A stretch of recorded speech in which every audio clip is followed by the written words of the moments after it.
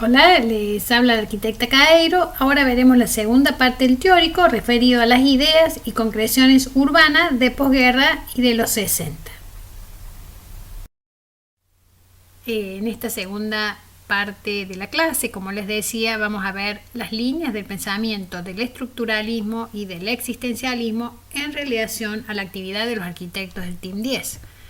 En la trama del tiempo vemos las manifestaciones urbanas del periodo que estudiaremos principalmente en dos líneas, la del Team 10 con el grupo de los arquitectos británicos y holandeses que en sus propuestas subrayan el aspecto de la relación entre la forma física y el contenido social, y luego las utopías de los 60, que son esos proyectos que llevan las nuevas formas hasta las últimas consecuencias tecnológicas. Los casos de estudio son el archigram y el metabolismo japonés.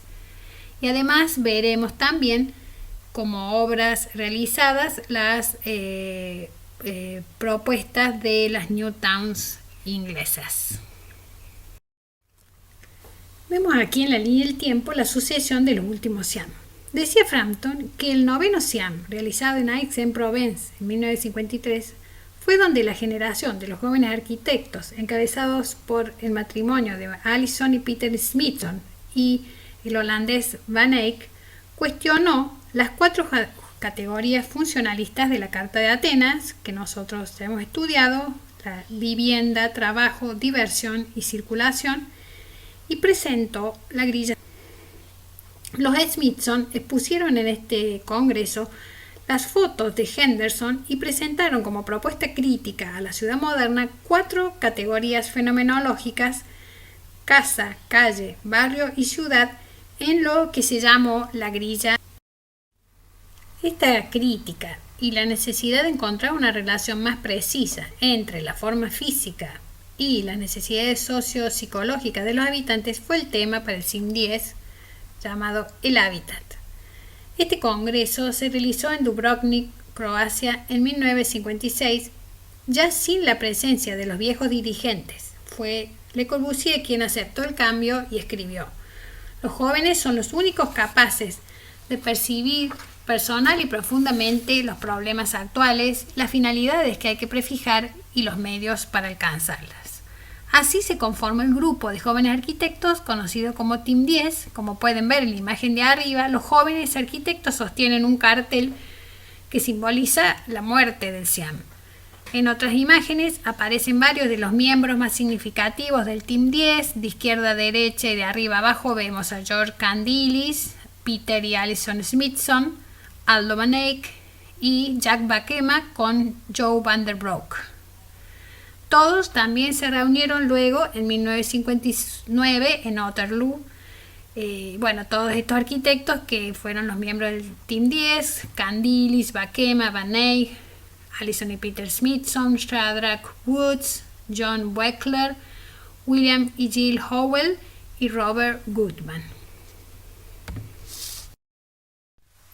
En la primera de estas vertientes de la arquitectura del Team 10 estudiamos a los Smithson, Alison y Peter, alineados con el nuevo brutalismo británico que se nutrió también del existencialismo de Sartre en sus enfoques sociológicos. El nuevo brutalismo fue un movimiento que surgió en Inglaterra en contra de la actitud conservadora, y su nombre se relacionó con el Art Brut de Dubuffet y con las últimas obras de Le Corbusier realizadas con hormigón a la vista, en francés llamado béton brut, dando origen al término brutalismo.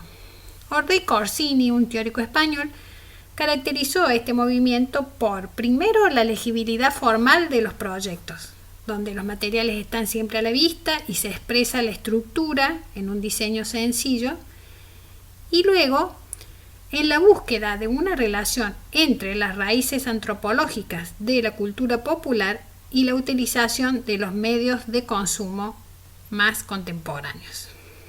Por eso se posiciona a este movimiento entre la estética de los nuevos materiales y el gusto pop, y en línea con la expresión de las categorías existenciales de Sartre. Los Smithson también forman parte del Independent Group junto con quienes aparecen allí en la imagen, con el escultor Pavolosi y con el fotógrafo Henderson, además de Rainer Banham y algunos artistas como Pollock, Dubuffet o Hamilton. En la imagen del catálogo de la exhibición This is Tomorrow, que estamos viendo ahora, es donde Hamilton, recuerden, presentó su primera obra pop. Están los miembros de este Independent Group. Es interesante el mensaje que transmiten en esta fotografía que presentaron para el catálogo. Allí vemos a los 4 miembros sentados en la calle Limerston en unas sillas de diseño como si estuvieran en el living de su casa. Lo que intentan transmitir es la necesidad de reivindicar la calle como espacio intermedio que debe ser incorporado a los debates sobre la ciudad. Vemos aquí algunas ideas desarrolladas por los Smithson que luego publicaron en este libro Urban Structuring, asociados a estos conceptos de asociación, identidad, modelo de crecimiento, cluster, que fue uno de los momentos de los conceptos principales, y movilidad. Y cómo todas sus ideas se relacionan, como decíamos, se insertan dentro de lo que fue el brutalismo, se relacionan con el existencialismo. ¿Y qué era un poco el existencialismo de Sartre? Fue una reacción irracionalista al racionalismo de la Ilustración y a la filosofía clásica alemana. Los filósofos existencialistas afirmaban que el principal vicio del pensamiento racional estriba en tomar como punto de partida el principio de la contraposición entre el sujeto y el objeto, o sea, de dividir el mundo en 2 esferas, lo objetivo y lo subjetivo. El pensamiento racional veía toda la realidad, incluido el hombre, tan solo como objeto, como esencia, como algo ajeno al hombre. La filosofía auténtica, desde el punto de vista del existencialismo, ha de partir de la unidad entre el sujeto y el objeto. Dicha unidad se halla encarnada en la existencia, es decir, en cierta realidad irracional. Como decía en su libro, los Smithson desarrollaron estos conceptos y el principal, el que más me gustaría destacar es el concepto de clúster o de agrupamiento, o sea, es la manera en que uno podía agrupar las distintas unidades de vivienda para que se produzca esa idea de identidad, de pertenencia de un grupo que habita en una misma tipo de edificio.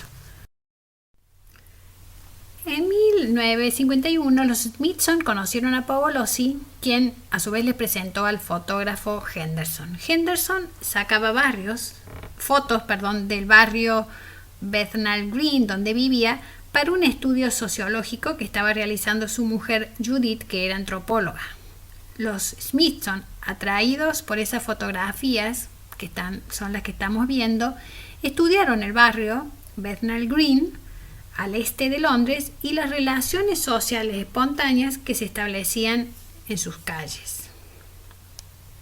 En 1953, como decíamos en el 9º Siam, presentaron estas fotos de Henderson y con el trabajo del fotógrafo y luego de sus visitas a Bethnal Green pudieron comprender la realidad social y física del barrio. De allí extrajeron las primeras nociones de identidad y asociación. En lugar de presentar otras alternativas abstractas, los miembros del Team 10 buscaron los principios estructurales del crecimiento urbano y el tratamiento o diseño de aquella unidad significativa que seguía a la de la célula familiar. Su insatisfacción con el modelo funcionalista moderno los llevó a buscar trazados más complejos y que satisfacieran la necesidad de identidad, y así lo expresaron con estas palabras: el hombre puede identificarse inmediatamente con su propio hogar, pero no tan fácilmente con la ciudad en la que está situado. Y la pertenencia es una necesidad emocional básica. De la pertenencia, identidad, proviene el enriquecedor sentido de vecindad. Las calles cortas y angostas de los barrios bajos lo consiguen. mientras que las remodelaciones espaciosas con frecuencia son un fracaso. Las calles, esas calles de la ciudad tradicional, como las que estaban viendo en este barrio de Londres, y las remodelaciones espaciosas se refiere a la manera de concebir la calle, si lo podemos llamar de esa manera, de la ciudad moderna. Aquí vemos la grilla presentada por los Smithson en novena Siam, que hacía la crítica o el cuestionamiento a esas 4 categorías que habían definido la ciudad moderna, presentadas en la Carta de Atenas, que dividían la ciudad en estas 4 funciones o categorías básicas de vivienda, trabajo, diversión y circulación, y proponían de manera contrapuesta trabajar más bien con categorías fenomenológicas, o sea, ver esa relación que se establecía entre la casa, la calle, el barrio y la ciudad. En las imágenes de la izquierda vemos la calle interior de la unidad de habitación de Marsella de Le Corbusier. Este espacio cubrió las necesidades de circulación y de acceso a las distintas células de vivienda, pero no generó ningún sentimiento de pertenencia o de vecindad para los habitantes de este edificio. Los Smithson, preocupados por definir esa unidad significativa en sus categorías de casa, calle, barrio y ciudad, que ya no entendía la calle tal como se da en la ciudad tradicional, ni tampoco como se dio esta calle interior en el conjunto habitacional de Marsella, propusieron lo que vemos en la imagen de la derecha, una calle en el aire, las calles en el aire, que se materializaron en su proyecto construido del conjunto de viviendas que se llamó Robin Hood Gardens. La idea era un espacio que, además de permitir la circulación, posibilitar el intercambio social hasta la presencia tal vez de pequeños comercios que tuvieran también mejores condiciones ambientales que la calle de Le Corbusier, condiciones de buena iluminación, de aire, de sol, por eso estaba abierta hacia el exterior. Lamentablemente, esa necesidad de identidad y pertenencia no se concretó tampoco en esta calle en el aire de los Smithson. Estas formas ideales que propusieron no produjeron los efectos deseados y la idea que se había gestado en un proyecto teórico del Golden Lane y luego en el proyecto de Berlín Capital que vamos a ver ahora, materializada en los Robin Hood Gardens, la verdad que fracasó. Uno de los proyectos interesantes de los Smithson es el de Berlín Capital, presentado por un concurso en 1958 donde obtuvo el tercer premio. La propuesta consistía en superponer a la trama o tejido urbano de la ciudad existente una malla de redes viales y peatonales en altura, aunque esto significa que la ciudad preexistente por debajo de esta trama quedaba en ruinas porque no se vinculaba con la nueva intervención. Los nuevos edificios se colocaban en los espacios intersticiales de la trama donde las relaciones se hacían más intensas. Luego, una muralla de edificios de vivienda limitaba la intervención, está indicado en esas líneas amarillas. Acá podemos ver las vías de circulación diferenciadas, peatonal por arriba, vehicular por debajo, así como los bloques de viviendas exentos que configuran esa muralla de casas. La ciudad existente pasa a ser una ruina sobre la que se superpone el nuevo tejido resultante, que finalmente no difería mucho del de la ciudad moderna. Este es el proyecto de Robin Hood Gardens, donde los Smithson concretaron sus ideas de las calles en el aire. El sitio se encontraba en una zona degradada de la periferia de Londres, y para preservar el espacio interior, generando como un patio interior del conjunto, se propusieron 2 bloques perimetrales que generan una barrera hacia el exterior y un recinto interior más tranquilo. Los bloques tienen 9 pisos de viviendas en dúplex a los que se accedía por estas calles en el aire. Uno de los aspectos negativos fue que el conjunto quedó aislado de su contexto, de su entorno, como pasaba con los bloques de la ciudad moderna. Ordei Corsini dice que en esta obra podemos ver la crítica de los Smithson a la ciudad moderna, pero también algunas continuidades de estas propuestas con la ciudad moderna. El protagonismo de la forma edificada como conformadora de ciudad y la segregación concebida producen unos resultados que, muy a pesar de los Smithson, no logran ni la integración ni la necesidad de identidad deseadas por ellos para estos complejos residenciales.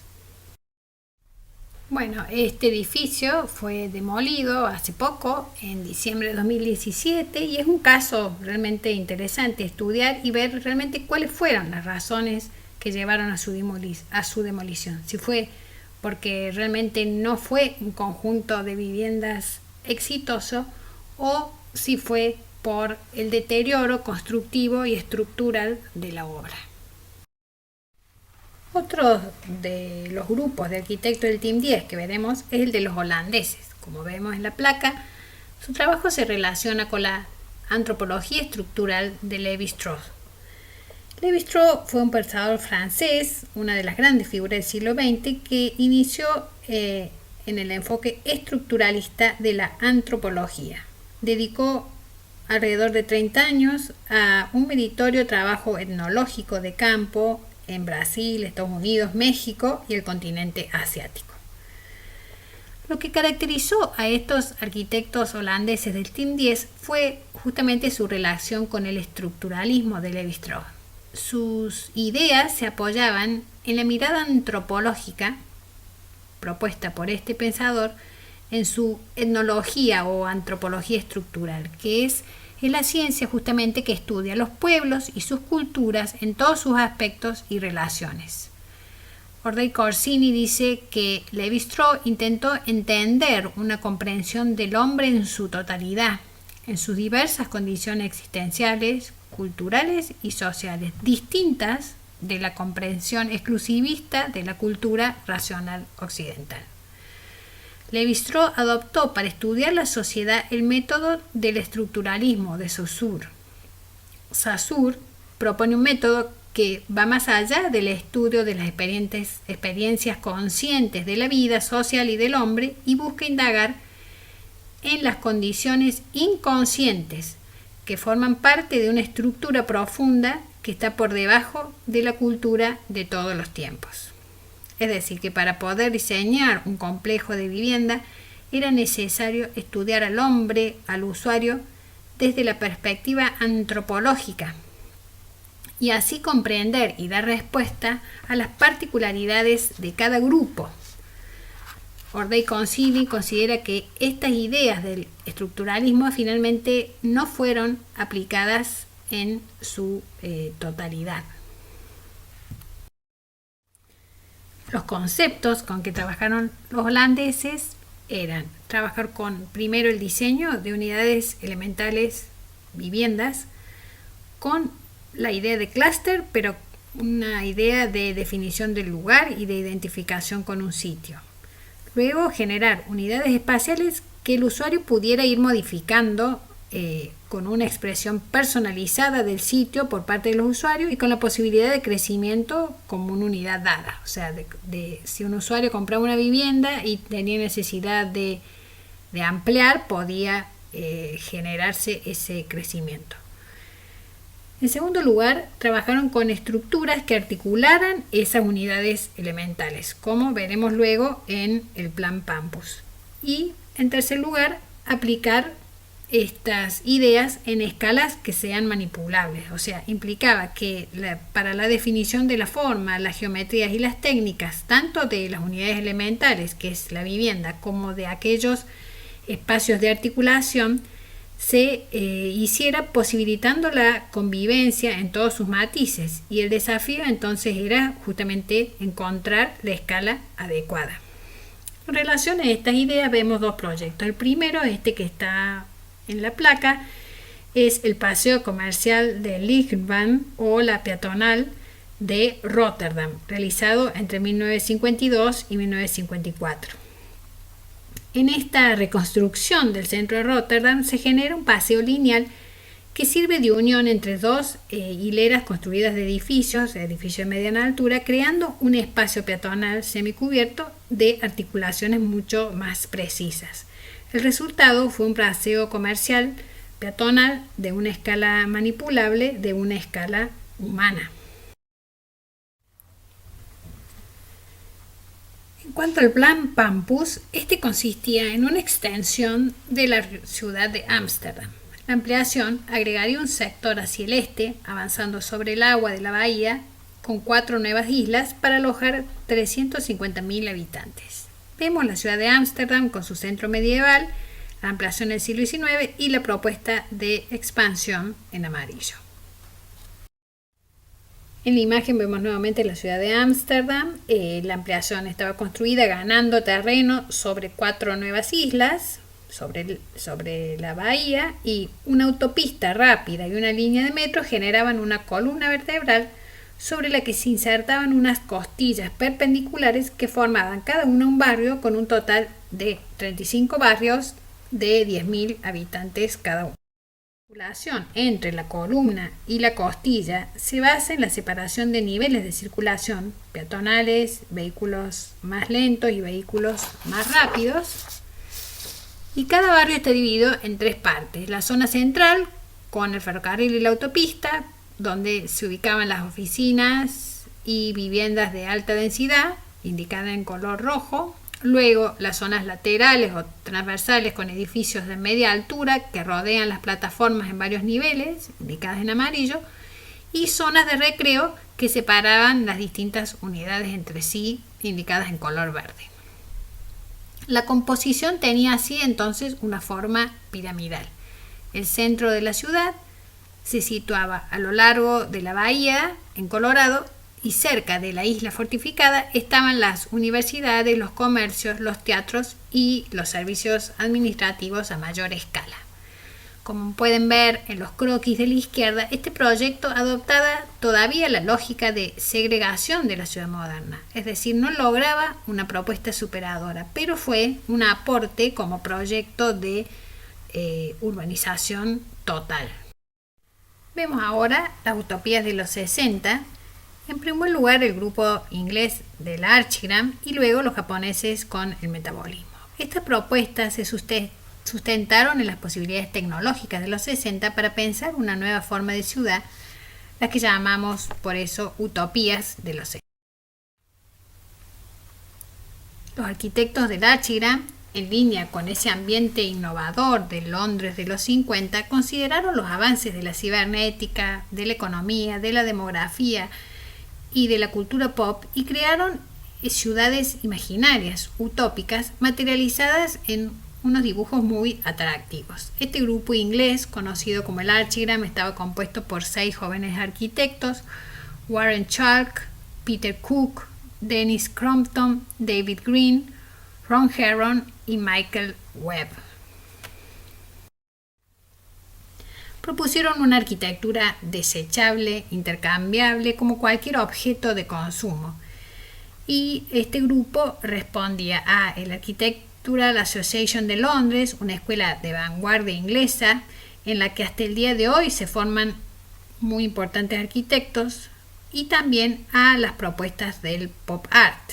El Independent Group compartió con ellos ideas como la cultura del consumidor, la ciencia ficción, el automóvil, la publicidad, el cine.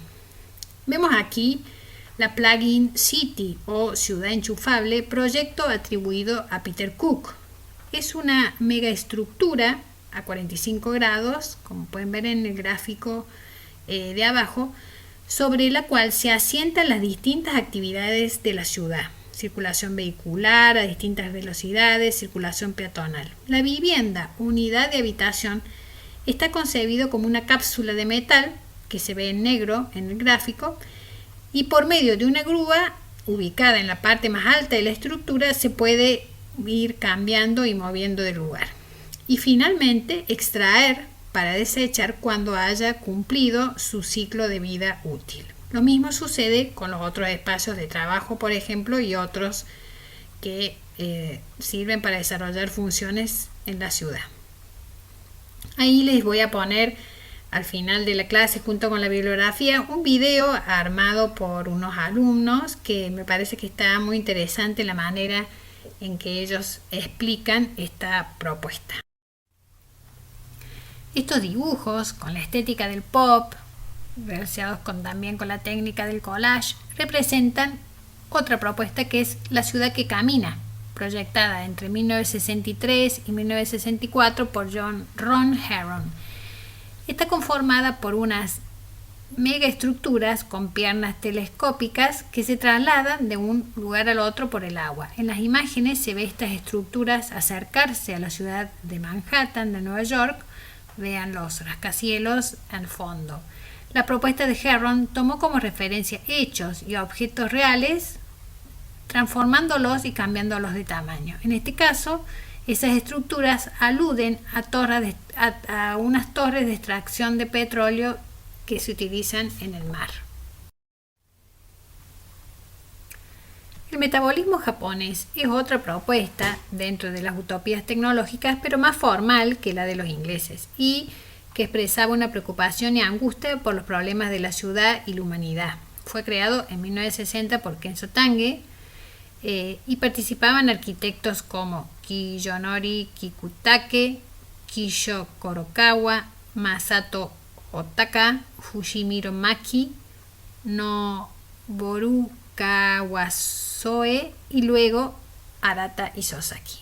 Kenzo Tange, uno de los arquitectos que ya estudiamos nosotros cuando vimos la continuidad de la arquitectura moderna, quiso dar respuesta al crecimiento desmesurado de las ciudades, principalmente Tokio, y propuso organismos a escala urbana, tales como urbes oceánicas, ciudades aéreas, unidades agrícolas, unidades residenciales móviles o estructuras helicoidales. La referencia al metabolismo reside en entender la ciudad como un ser vivo e imitar estructuras de la naturaleza como las formaciones de corales, racimos de flores, colmenas de abejas, etc. Vemos aquí el plan para Tokio. La idea consiste en construir sobre la bahía una megaestructura que posibilita la circulación y aloja las distintas cápsulas para viviendas u otros usos. Consta de un eje cívico suspendido en el agua y una gran cantidad de núcleos residenciales verticales autónomos. El eje cívico está sostenido sobre pilotes gigantes y se organiza sobre 3 niveles de tráfico. Los núcleos residenciales se estructuran en sección triangular, haciendo alusión a las formas de la arquitectura tradicional japonesa. La ciudad en el aire, de Arata Isozaki, de 1961, este joven arquitecto, también insatisfecho con el caos de Tokio, propone una ciudad completamente separada de aquella en su base, ordenada, cuyas ramas nacían de una mega columna central. Otra propuesta fue el sistema de núcleo común, también de Arata Isozaki. El plan ensamblaba grandes brazos horizontales en torno a elementos verticales, formando grupos de oficinas. Fue integrado al plan de Tokio de Kenzo Tange, maestro de Isozaki. Finalmente vemos las New Towns inglesas en sus 3 etapas, que son unas realizaciones que comenzaron en la posguerra de ciudades para cubrir las necesidades de vivienda en Inglaterra, siguiendo los preceptos de la ciudad jardín. Las New Towns continúan, como decíamos entonces, las experiencias de la ciudad jardín, es decir, ante la necesidad de vivienda, la opción no fue densificar Londres para evitar un crecimiento desmesurado, sino construir nuevas ciudades separadas de los grandes centros urbanos. En este esquema de Abercrombie está la ubicación de esas distintas ciudades en la periferia de la ciudad de Londres. Estas New Towns se realizaron en 3 etapas con resoluciones diferentes y en la primera de ellas veremos el caso de la ciudad de Harlow. La ciudad de Harlow, construida apenas finalizada la Segunda Guerra Mundial, estaba formada por 3 zonas bien diferenciadas. Un centro principal, indicado en amarillo en el plano de la izquierda, el ámbito residencial, que se estructuraba en unidades vecinales con una densidad de 65 viviendas por hectárea, con un máximo de 10.000 habitantes, que está planteado en gris, y un área industrial que está indicado en rojo. Las unidades vecinales tenían su propio centro y se separaban entre sí con espacios verdes, como pueden ver en el plano. Las vías de comunicación intermunicipales pasan por el área industrial y por la zona de centro. Harlow estaba dividida entonces en 4 sectores. Cada sector sería un barrio de 10.000 habitantes, formado a su vez por 4 unidades más pequeñas. Cada una de ellas cuenta con una escuela elemental o la escuela primaria y un pequeño centro. Además, hay otros centros intermedios. Cada zona está en contacto con las zonas verdes, que forman una serie de corredores continuos y recorridos peatonales donde, por ejemplo, se ubicaba la escuela media.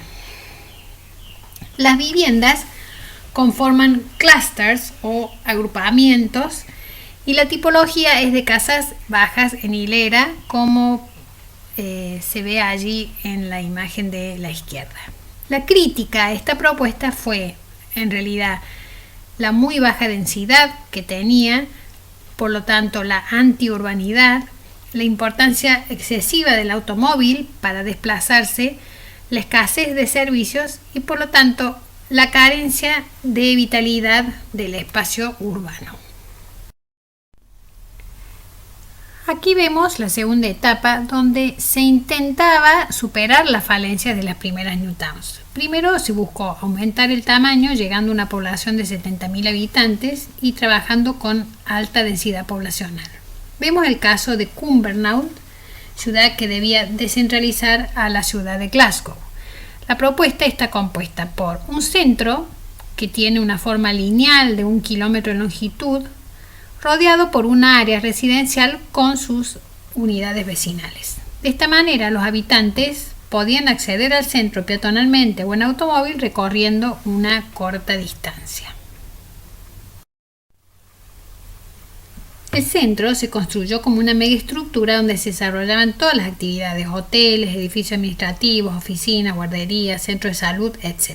Pueden ver en la foto de la izquierda arriba esa megaestructura del centro y en la de abajo una de las vías peatonales donde se puede apreciar la gran escala de esos espacios urbanos. A la derecha se ve el tejido urbano y la imagen de la ciudad. Las unidades vecinales no estaban separadas entre sí por espacios verdes que las segregaban, pero tampoco tenían un sentido de lo urbano. En este caso también fracasó porque, por un lado, las unidades vecinales no se articulaban entre sí ni tampoco con el centro, y a su vez el centro carecía de sentido en las horas de falta de actividad y se tornaba peligroso. En la tercera etapa vemos el caso de Milton Keynes. Es un proyecto anclado en ciudades existentes. La idea es generar una cuadrícula de 1 kilómetro de longitud que conformara supermanzanas, por lo que el automóvil era necesario para trasladarse. Cada supermanzana era una unidad de vivienda con parques interiores y equipamientos en sus bordes. Las zonas residenciales y de trabajo estaban mezcladas de manera irregular. El resultado era un paisaje semirural y semiurbano, por lo cual las realizaciones de esta tercera etapa tampoco resolvieron el problema de hacer ciudad. Después de haber visto todos estos ejemplos, podemos decir como rasgos característicos de esta ciudad del Team 10 y que abrieron una discusión que podemos decir que hasta el día de hoy está vigente para lo que es hacer ciudad y sobre todo lo que es el tratamiento de la vivienda colectiva. Podemos decir algunas características. Primero, el acercamiento a la diversidad de modelos sociales, que no significaba volver a la ciudad tradicional. Luego, encontrar una relación precisa entre la forma física construida y las necesidades sociopsicológicas de la gente. Entender que distintos grupos merecen distintas formalizaciones o distintas arquitecturas y que siempre van a ser expresión del contexto cultural. Reconocer la complejidad de lo social y asumir que en esta manera de hacer ciudad a través de mayor densidad y de entendimiento de la vivienda colectiva, es necesario tener presentes dos problemas de proyecto: la necesidad de crecimiento de la vivienda como célula individual y el interés por los espacios urbanos intermedios.